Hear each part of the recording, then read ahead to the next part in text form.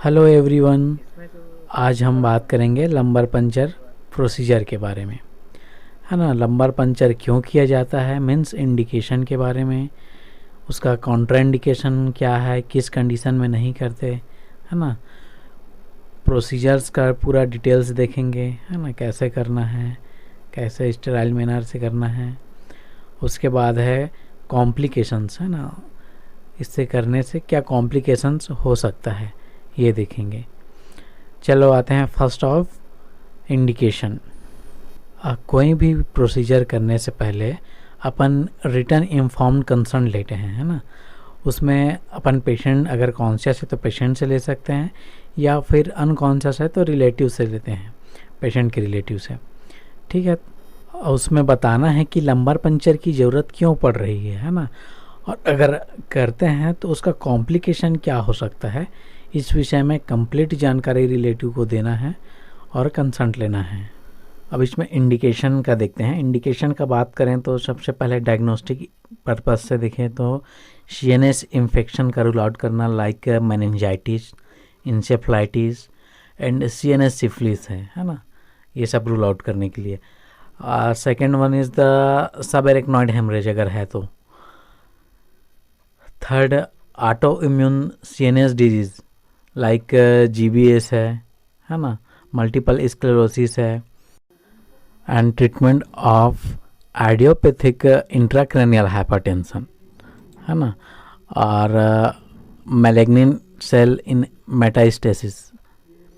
Next one is CNS vasculitis, and last one intrathecal drug like antibiotic या एंटीनियोप्लास्टिक agents या contrast, है ना, ये सब है। अब बात करते हैं कॉन्ट्रा इंडिकेशन की। तो पहला इसमें आता है increased intracranial pressure. Second, infection at the site of LP. Third, coagulopathy, अगर एक्टिव ब्लीड हो रहा हो, है ना, लो प्लेटलेट्स काउंट या आईएनआर बढ़ा हुआ हो, इस कंडीशन में नहीं करना है। नेक्स्ट, कार्डियोपल्मोनरी स्टेबिलिटी, है ना, और नेक्स्ट है अगर पेशेंट रिफ्यूज़ करता है, उस कंडीशन में नहीं करना है। एंड अनकंट्रोल्ड सीजर एक्टिविटी हो तो, है ना। अब आते हैं प्रोसीजर्स में, है ना।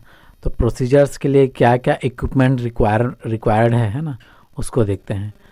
तो पहला है स्टेराइल ट्रे रहेगा, है ना, एलपी ट्रे, स्टेराइल ग्लव्स रहेगा, लिग्नोकेन रहेगा, बीटाडीन रहेगा, है ना, डिसइंफेक्टेंट रहेगा, है ना, सीरीज एंड नीडल रहेगा, स्टेराइल सीएसएफ कंटेनर रहेगा जिसमें सीएसएफ कलेक्ट करेंगे, और एलपी नीडल रहेगा।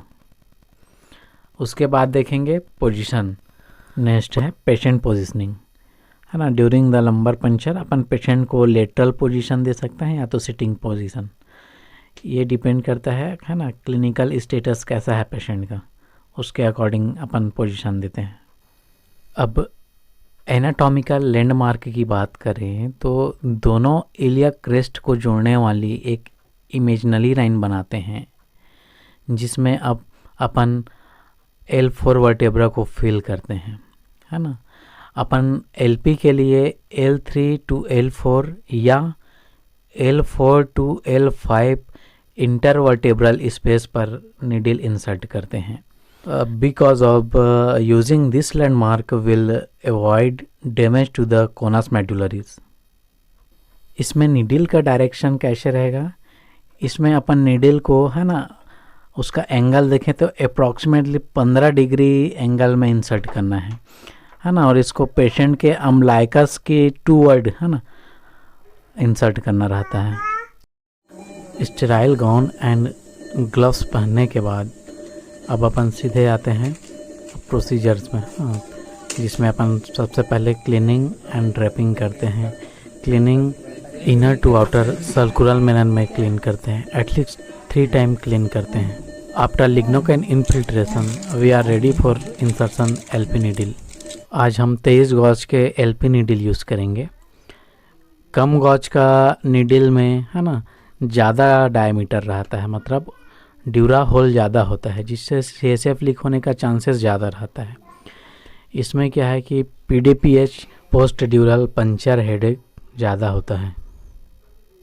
अब देखते हैं हम नीडल इंसर्ट करते हैं, है ना, तो कौन कौन से लेयर को क्रॉस करते हुए अपन सब एरेक्नाइड स्पेस तक पहुंचते हैं।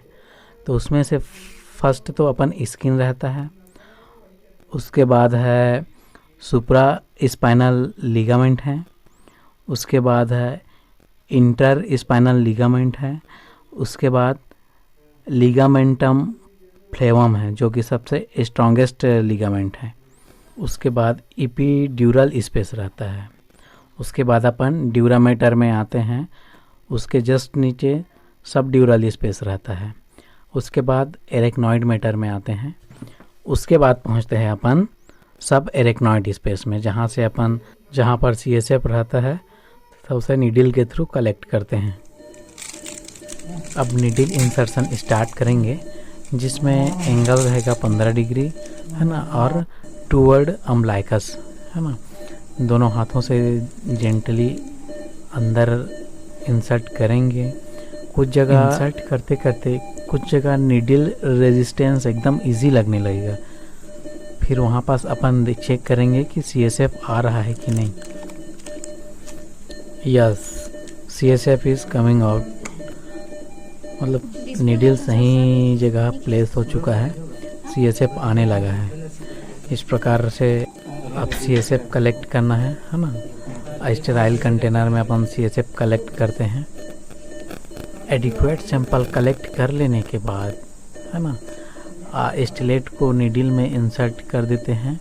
उसके बाद, है ना, कंटेनर को स्टेराइल मैनर में क्लोज करके, है ना, नीडल को होल से बाहर कर लेते हैं। उसके बाद कुछ देर तक कंप्रेस करके रखना है, फिर, है ना, स्टेराइल ड्रेसिंग कर देना है। ड्रेसिंग के बाद, है ना, पेशेंट को सुपाइन पोजीशन में कुछ घंटे तक लेटे रहने के लिए बोलना है। इस प्रकार से CSF कलेक्शन कंप्लीट होता है।